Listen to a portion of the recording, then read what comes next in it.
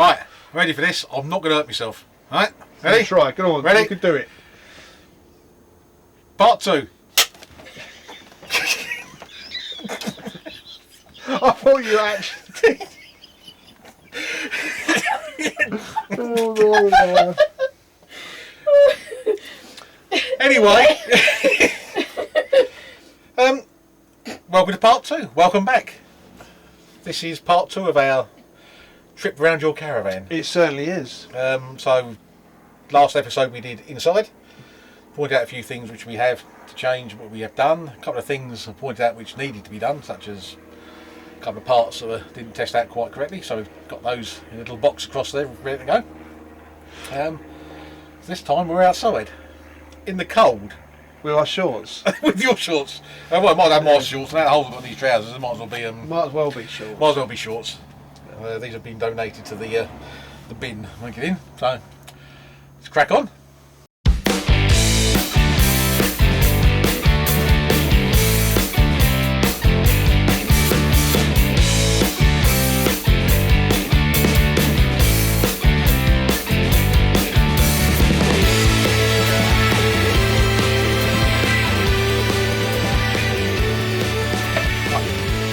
Done inside, now outside. So obviously first thing, lights. Whilst we're here, let's turn that back to that. Lovely stuff. Right. Obviously lack of space, we can't back your car up, so we've got a box box to use. So this box simulates the car, doing what a car does. Got 8 settings on it, so obviously all the lights and also the auxiliary circuits as well for things like fridge, ATC, battery charging and stuff like that. And obviously operation of, let's say the fridge. So if I go switch to number 1, it's showing me that I've got a current pull of 1.5 amp, which means I should have one single indicator on. So you should have one indicator on, which should be just permanently on. Yep. The flash signal, because I've asked me to do a service, people go, oh, it's not flashing. The thing is, the reason it's flashing is the flash actually comes from the vehicle, not from this box. Yeah. So this is on constantly all the time. So you go around and you check the fog light should be coming on. Again, because there's 2 fog lights in this Caravan, it's a different current draw on just a single bulb. So the next one will be the other indicator. Side lights. Now the biggest thing about side lights is, you test the Caravan and people go, oh, only one side light works. I just saw that, yeah. You just said that, didn't you? Yeah, You said it earlier. In my head, it was Then people automatically think there's a fault. There's not a fault with it. Basically what it is, there's 2 separate lines where the side lights go down. So you have the left hand side lights and the right hand side lights. Right. So at the moment, I don't know if you can see down here on the floor here. Obviously this is the front of the vehicle. There's one side light on down there. That means all the right hand side lights will be on. If I turn it around, you should have fog, yeah, we've got stop lights thing, and you should have the other side lights on now, which means the other side lights are on. Yep. And these ones are off. Got reversing lights. Again, it's a posh Caravan because it has 2 reversing lights on it. Posh. So again, quite a hefty current draw. And right, when we go to the auxiliary circuits, you have ATC here. So I'll do the ATC. The ATC will come on. You'll hear it.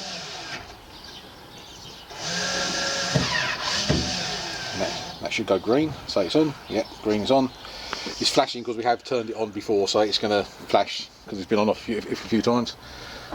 Again, we'll have the current draw, or the ATC is drawing. Then if we turn the red switch on, the Caravan just clicks, and that will then activate all the circuits inside. Which you can clearly see because the lights have gone off inside, thinking that the car's on the front. It's in my mind, it's in towing mode as such. Yeah, it's been basically it thinks it's attached to the car, therefore it'll an alarm and tell you. That basically is lights. I mean, the only problem we ever get with lights is if the plug's mucky, dirty inside here. You've got a loose wire. Not many problems to go with lights. Obviously now with Caravans with LEDs on them, you get a little bit of an issue where sometimes the cars don't recognise the lights and think it's a problem. And vice versa, some cars with LEDs, you put a normal filament bulb in, he'll think it's a problem because there's too much of a current draw. But there are ways around it. Speak to your nearest auto electrician. quite easy to maintain hitch. Obviously, main components are obviously jockey wheel, handbrake, and stabilising hitch. Purpose of the stabilising hitch obviously is to stop your caravan going for a wander when you're driving. If you're towing it, it suppresses that swaying motion, or making you feel seasick sort of motion, but actually the caravan starts to move the car rather than the car moving the caravan. Also got a secondary device here, which is ATC, which is your stability control. So if you do get into a bit of a fishtail, the ATC will kick in and save the day. Hopefully. Right, so first bit underneath here, you've got pads in the hitch. So this basically, you put your tow bar in and lower that down. And as most people know with these, as the lower you get down, the harder it gets to push in. That's purely because it's clamping the two sets of pads in here, which you can feel underneath there. Now if you come out and your thumb's greasy, which mine isn't, obviously ingrained in dirt, obviously, working hard, that's fine. Never grease these have to be perfectly grease free. Whilst they don't, basically just don't work. They do have a habit, if you tow with a diesel vehicle, of creaking, and when they creak, it's only because the pads are skipping around the tow ball. That's what it's basically, they're skipping and round it, so that makes it sounds awful through the car. It sounds like the caravan's trying to rip the back of the car off, but it's not, it's purely just the pads are skipping around. To cure that, when you stop next, disconnect the caravan, roll the car forward, clean the ball, back of your van, back of your car, whatever you tow with. Get something like one of these are like a grease wipe that I used to do my hands with. Get one of those, just nip up inside, give it a quick wipe round. You can see nothing in there. Put it back in, and you should cure your noise. Right, with obviously the other thing, there's safety indicators on the hitch as well. When you put your tow ball on, to know it's in place, there's a little thing here, little knob. You can push it up, should go green. Done. So that's a safety item there. The thing as well you've got to check on the hitch is if you lift this handle up, which is the one that the tow ball goes into, that should stay in place. So basically that indicates that the mechanism inside here is working fine. So when you put your lower into your car, what should happen is as it goes in, the tow ball goes up, that should snap back into place, like that. Yeah, that's another thing, and obviously it goes up top nice and lovely.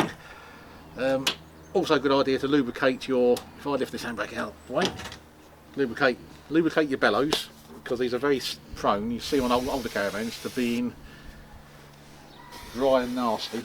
So something like a bit of lubricant spray, like silicone spray, just to basically keep it supple, and it'll be fine, it won't let any grease or any muck go that way. Handbrake, again, button on the end. There's two different types of handbrake as well. You've got the normal traditional handbrake with a button, which as you lift it up, things into place, and you've got ones without. Now the ones without are spring activated rather than pistons. As long as the button moves in that fine, should be okay.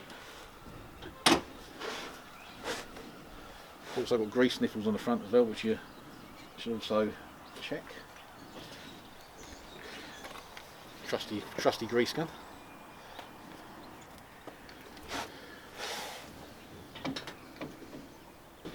Other important thing, this cable here, that's attached to the bottom of the handbrake, to make sure there's no tears in it and make sure it's freely thing. This one's a little bit stiff,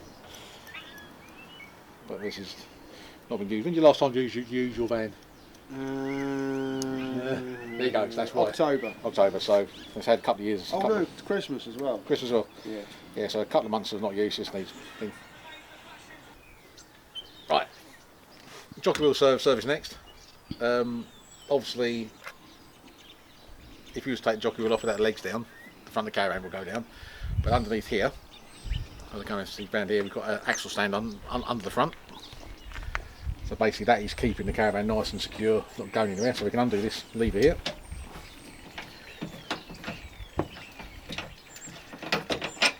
One side, check your threads are alright. Nice and greased, someone else just greased it last time. Whoever that could have been. A caravan engineer. Caravan engineer. Right, where's your jockey wheel? Spider. complete with spider. Nice.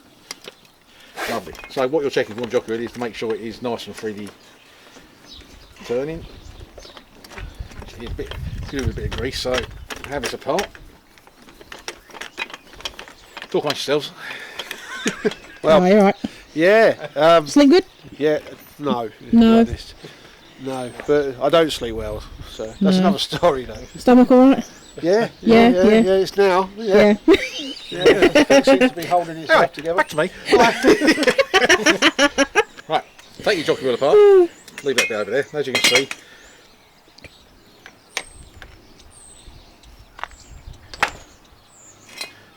And rebuild. Talk amongst yourselves.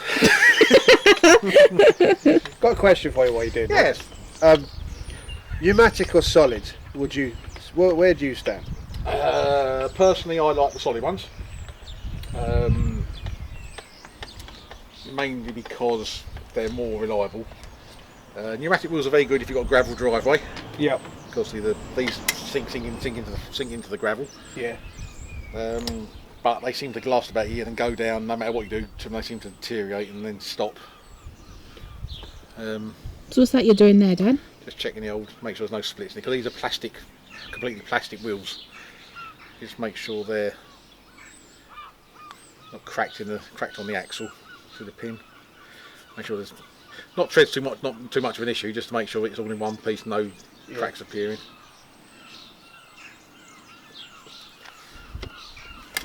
That's nice. Crack it on there.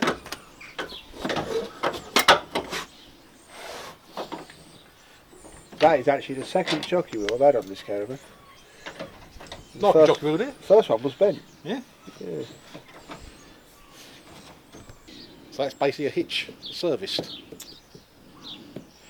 Hey, can I take questions from the floor? Well, I've got a couple of questions. You sprayed the bellows there, Yeah. didn't you? Is that something that the customer would regularly do between services to try and keep it in a good working Yeah, order? I mean, that's quite a thick one. Yeah. I mean, the more modern bellows are thicker rubber, but they still do deteriorate because it's a rubber product and it will, sunlight will get in, it will dry it out. Anything like a silicone spray, I mean, that's what I use, silicone-based lubricant. That keeps it all nice and supple, keeps it, What other pliable. stuff can you use that on in the Caravan? Because obviously there must be a bit more. Anything that squeaks, basically. You can, downside of it is, it does smell. Yeah. So you don't want to be doing it. You don't want to do it indoors if you can help it. What Small about- amounts is what fine. about the rims of the windows? Could you use it on that? Yeah. That'll do it. So it's worth getting a tin because Yeah, you get your uses out of it, Yeah. don't you? Well, see, this, I'll buy a box of them a year. It does me a whole year. Is there any other sort of things that the customer? Well, people can do? say about sticky windows. The windows stick to the rubbers. I mean, it's even. I've known people put household polish on windows. Oh, that's what I use. Around the rubber around here. I use Mr. Sheen. Like Mr. there are Sheen. obviously Oh, others available. Yeah, sponsorship is available. But Mr. Sheen's father, man. Yeah, so it just stops the window rubber sticking to the window. Yeah. We've all done it in the Caravan. You push it, it's like pulls itself out. What about the hitch in mind? Is there anything else that the customer can do between services? No, just keep eye to it. I mean, Yeah. keep grease away from it. The head. Yeah. Don't put anything greasy. If you've got another trailer, say you have a trailer to go down a tip with, or you've got another trailer, just make sure that one hasn't got any grease on it, Yeah. because obviously that will transfer to that. Yeah. It's not the end of the world if you do put grease on it. It just acts as a normal hitch, but you won't have that stability control on it. Righto. And if you do accidentally put some on, I'm saying, a degreasing wipe, anything that degreases it, get up there, give it clean. I'm going to put you on the spot here. Oh, okay. Right, is that when you hitch the Caravan up, Mhm. yeah, I was told this electrical cables you can see, which is dangling, the black one, that it should go up, over, and into the electric. It's different people have different things. Because I've seen people Yeah. connect them to the jockey wheel Yeah. via bungee, Yeah. so that they actually move, which to Yeah. me actually seems a really good idea. Yeah, I do that on my one. Yeah, Because the cable's on the front of my Caravan along, and I have a Land Rover. yeah, Where most people have the tow ball, then have the set of plug beside it. yeah. My tow ball is there, but my two connectors are up here. Right. So I've got a longer cable. So now what I do is basically my adapter gets cable tied or wrapped with a bungee strap around the hitch. I think that's something Done. we could probably. The only thing you're not supposed to wrap around anything is a breakaway wire. Yeah. Because the breakaway wire needs to pull in a straight line, as much as a straight line as you can do it. Because that, yeah, because you don't want it scraping on the floor. That's No. a big thing. No. So that at the minute, although it's sort of connected.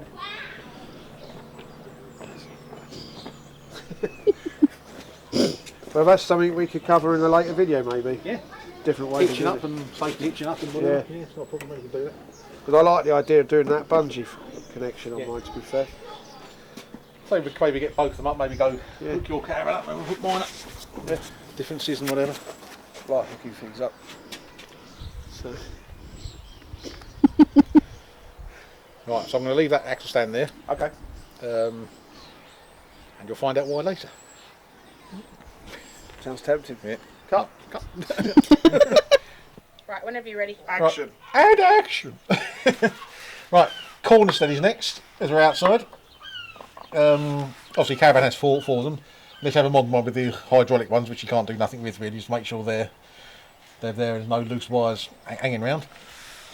So lubricate your corner steadies with a bit of white grease, which is what they recommend.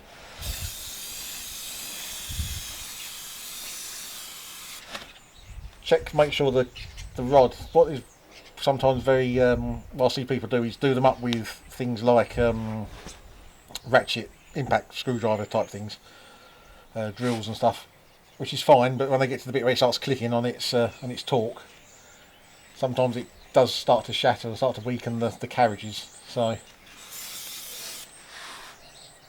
and then just make sure if there's feet attached, make sure they're attached. Make sure it's attached to the floor. Make sure there's no dampness around the floor as well, which there isn't on this one.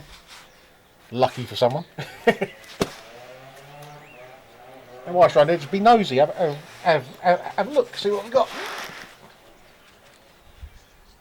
Nice, decent spare tyre. Nothing obvious. Oh, and doing the other side as well now. Good job, not a fat bloke, isn't it?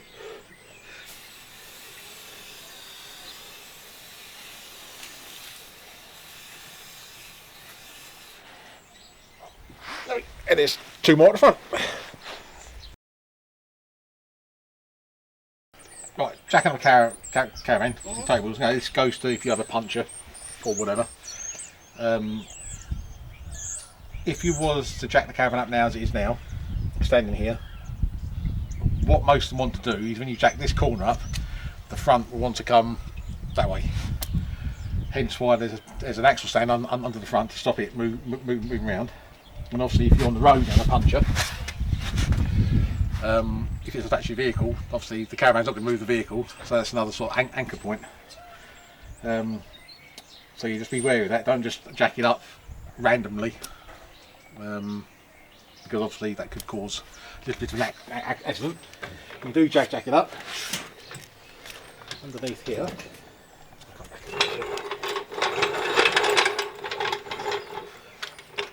If you have Alco jacking points on your caravan, which some people do, unfortunately not on this one because it's got most twin axle motors on it, so the jacking points have gone. Get as close as you can to the back of the mover.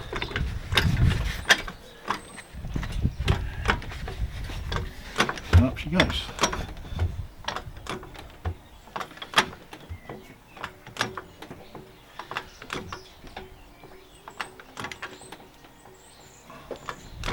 Don't feel the urge to go sky high with it because there's no need to go sky high. And that one there's still stuck on the floor. That's it. Another axle stand beneath.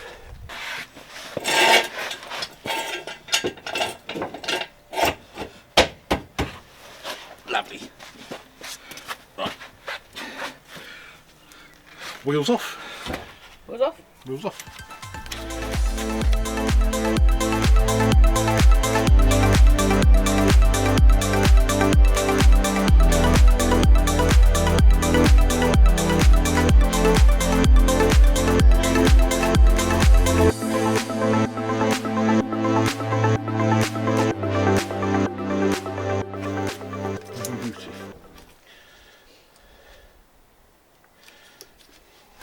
for.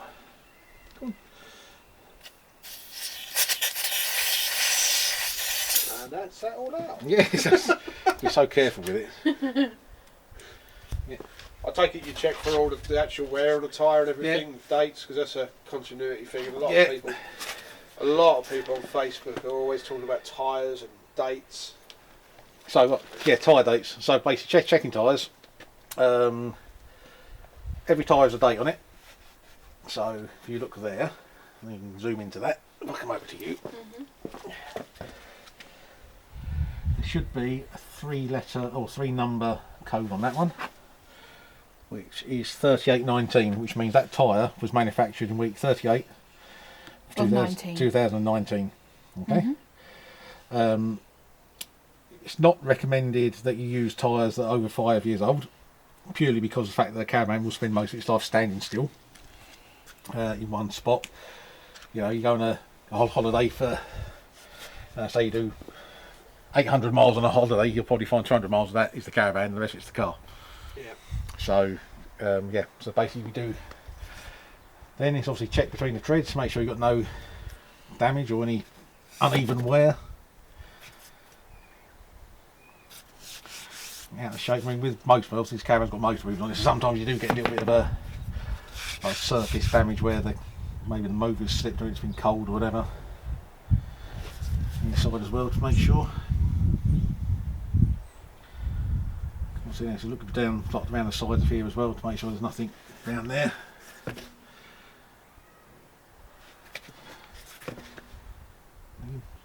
All good. As well, just a little side note as well is obviously these aren't balanced, these tyres, but it's always good if you can when you get your tyres changed, get them balanced as well, because it won't shake your Caravan to bits if they're balanced. It's a good tip. Not many people do. They used to be quite common on older Caravans with the Truma fireplace, that the fireplace base where the fire is actually stuck to would crack. And no one could figure out why, and it used to be the fact that the Caravan wheels were unbalanced and it used to shake the floor, and because it's on the floor, it's the flattest part of the Caravan, and it would basically flex so much that it'd crack it. And also the other thing important about tyres is with single axle Caravans they should be commercially rated, so basically eight ply tyres, which means there's 8 plies within 8 layers within the side of the tyre. So after the what the tyre is description, it should be a C. And obviously these haven't got a C, but these are load rated highly because on the side of here somewhere, I just saw on the top there, it says for trail use only. So we know these are reinforced and weight, and there's actually behind it got extra load in it as well. So you know they're designed for bigger vans. If I remember rightly, the single axles run at a much higher PSI, doesn't they? Yeah, my old Buccaneer I had, they used to run at 65 PSI, which is, you know, horrendously high. But that's how much it had to be. It was in the handbook, I questioned it, and that was how much it was. So How much? 65.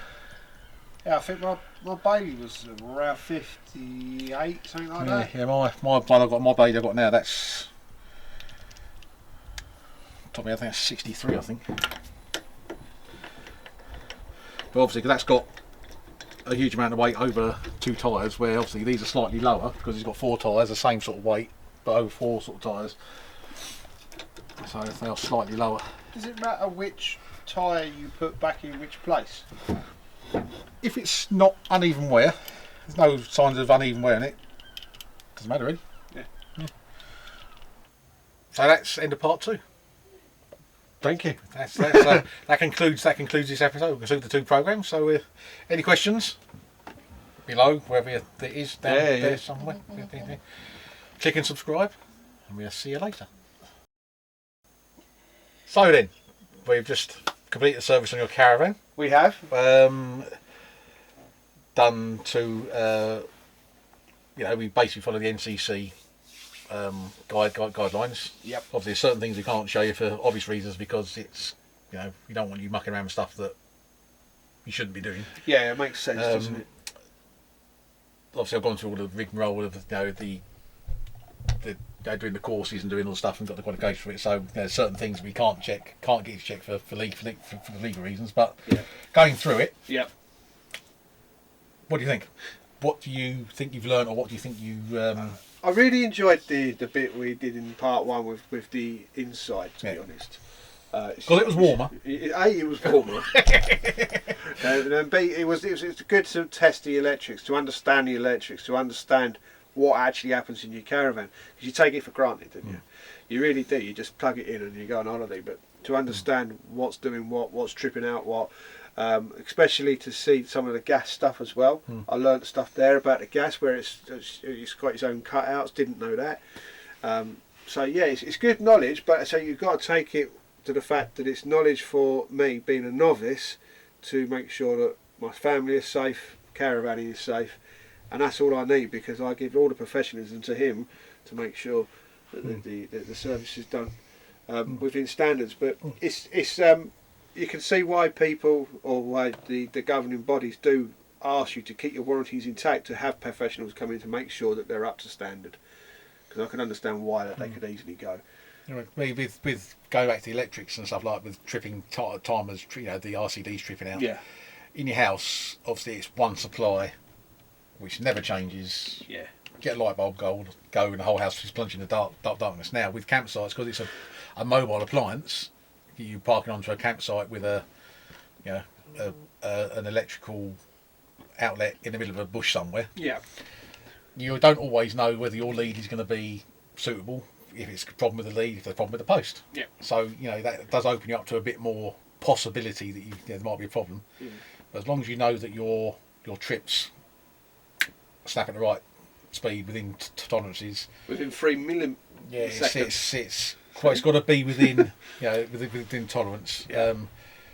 Things again like the resistance for anything metal you touch. If you've got a dodgy campsite where they've reversed 2 of the wires, it has been known in foreign countries that the wiring isn't exactly up to spec. You could have the live circuit running through the earthing circuit. So you touch something you think's earthed, could get a belt from it.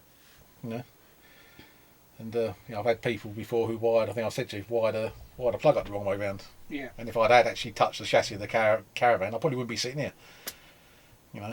So yeah, it's little things like that you've got to check, bits and pieces. No, overall it does enlighten you, and it is worth doing, because obviously it's our pride and joy. This is what we do. So no, thank you very much. Not a problem. We'll carry on, as it were. Got that? Just got the angle on. Nice. Then we got the tester. Nice. That's that. Right, so. That's much then, don't you? Look at those there. Product placement. So when you're ready. Just need to turn the brightness on this down. So what do you want to do? Yeah. Go. Right, as a result of Chris's findings, obviously, when he did the interior check, when he did the smoke alarms and the carbon monoxide alarms, he actually asked me where my fire extinguisher was. And here it is. Brand new. Brand new. So we're going to get that fitted in somewhere. It looks like you can screw it on with a bracket, but it'll be somewhere in my caravan in case of a fire. And obviously I think I paid about 20 quid, something like that, maybe 16, 20 pound for it. So it's only a small one, but it is quite weighty. So if I do put it somewhere, it'll be quite low. But that's that. We were testing the electrics, weren't we? And I noticed Chris was using something, so I thought I'd get myself one so I can regularly test. I've got myself a socket tester, which basically lights up and just tells if you get all 3 lights, then you're correct. If you don't, then you're not. Again, it's the thing it'll pick up if you've got a cross wire somewhere, if the post you're plugged into is not earthed. Basically, it's a fail-safe thing. Always good to have. You might go to a campsite 3 or 4 times, 3, 4 or 5 different campsites, and you might not need it. You might be fine. But it's always good to have, just to, almost like a peace of mind sort of thing. And last not but least, we've got this bad boy, which is a new lead. Obviously there's other leads on the market, I presume. Yeah. I decided to go for one that's got the right angle that goes into the Caravan, purely because my Caravan's electric is on the most awkward side you could possibly put it. In the awning. In the awning, so I like it to make it nice and flush out the way when you put your awning skirt on. If you buy a normal lead, that's 20 metres I believe. If you buy a normal lead, you're looking at about £20. Because it's a right angle, you're looking at about 45 quid. So we're going to replace that, and the reason we're replacing it is simply because of this. When we did the test last time, it indicated that there was potentially something wrong with my lead somewhere. Chris done a number of tests to realise, is it my house, is it my Caravan, and then he's isolated it to find out it was the lead. So that's why we're replacing the lead. And to be fair, the last time I had a service done, I was told to replace the lead as well. Who did you last service? I don't think it was you. It was the one before that. Ah, that's right. Yeah.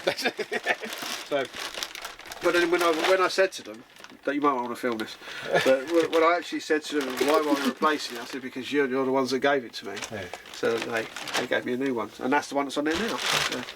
And the other thing you got over there, which I'm quite intrigued by, is the old. Oh yeah, sorry, I forgot about it. Yeah.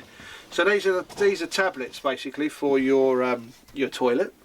There are various brands, and I don't mind this Dometic one. They also, I think it is the guys that do the toilets. What are they called? Oh, Thetford. They do a version of it. They do a green and a blue. Obviously, a green is the environmentally. Well, I don't know what the words are. The environmental version. Environmentally friendly. But these ones here, these are the blue versions. I prefer them just purely because it can dilute all the bad smells that you could obtain in the toilet, especially if you're going away with Dan on holiday. You need to make sure that you have got these, because he does tend to fill it up rather quickly. But say they're about, I don't know, that literally you take one out and you stick it into your waste tank, and then it just put a little bit of water obviously to help it dissolve, and then it gives a nice fresh smell off until you have to unfill it. Is it minty? No, that's me. Yeah. But so there are other options out there. I purely bought these because they were a better price on the website at the time. Yeah, so always good to shop round. Yeah, it always is a good shop round. Personally, as well, just on the speak, I don't use any pink in mine, and I don't know if you do, Chris. Yeah, I use all-in-one. A green does top and bottom for mine. There you go. I don't. I just use water. I've always had them. It's one of those things you can't really get wrong, as long as you've got some sort of, chemical there to break down the whoopsie woos. The whoopsie woos. Yeah, they're all good. All good to a point. So. Yeah. Elson's been around for years, and that's the Elson's the one that's been around for years since. That's the ones where you get the free bottles with, I think, when you first get it. But there are different smells. I mean, I just can't stand the smell of the green one, to be honest. Although it's better for the environment. When you're in a Caravan and you want something that's going to make your toilet smell nice, you go with what you fancy, I suppose. I might give those a go, actually, because I don't use many big campsites anymore. I use a lot of CLs and stuff, so I might give those a go myself. I think you get 16 in there, so if you think you got 16, you go away normally, you empty the toilet once every 2 days, so you've got enough for, what was that, 16, 12, 32 days continuous camping. Oh, if it was so possible to do that. Imagine that. Oh, lovely. Excellent. Right, lovely. Oh, where can I not put this?